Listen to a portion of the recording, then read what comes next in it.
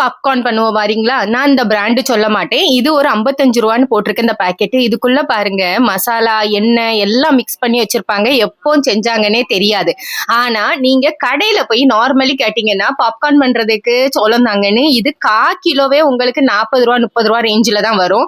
இத வாங்கிட்டு வந்து கொஞ்சோண்டு நெய் ஊத்தி உப்பு மட்டும் போட்டுக்கிட்டீங்க. நான் உப்பு மட்டும் தான் போடுவேன்.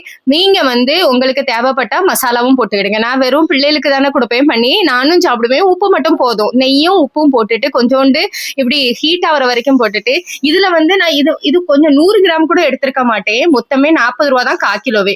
இதை போட்டுட்டு திருப்பி குக்கரை சூடாக்கி வச்சுட்டீங்கன்னா உங்களுக்கு வந்து டப்பு டப்புன்னு வெடிக்கிற சத்தம் கேட்கும். நான் இருக்கு பாருங்க எப்படி பொரிய ஆரம்பிக்கும். ஃபுல்லா அந்த சத்தம் அடங்குற வரைக்கும் வச்சுட்டு எடுத்தீங்கன்னு வச்சுடுங்க, சூப்பரான ஹெல்தி பாப்கார்ன் ரெடி ஆயிரும். இதுல வந்து நீங்க உங்களுக்கே தெரியும் இது அவ்வளோ ஹெல்தி. இதுல நீங்க ஒரு ப்ரிசர்வேட்டிவ் போடல, ஒண்ணுமே கிடையாது. பிள்ளைங்களுக்கு தைரியமா கொடுக்கலாம். இது வந்து அந்த கடையில வாங்கின பாப்கார்ன் பாருங்க எப்படி இருக்குன்னு சொல்லிட்டு, எவ்வளவு எண்ணெய் ஒரு மாதிரி. இதெல்லாம் பிள்ளைகளுக்கு செஞ்சு கொடுக்கவே கொடுக்காதீங்க, ரொம்ப அன்ஹெல்தி. அப்புறம் இது ரொம்ப காஸ்ட் எஃபெக்டிவ் கூட. வீட்டுல வந்து ஒண்ணுமே இல்லைன்னா கூட இது 1/4 கிலோ வாங்கி வச்சிருந்தா கூட நீங்க 10 to 12 தடவை பண்ணி கொடுக்கலாம்.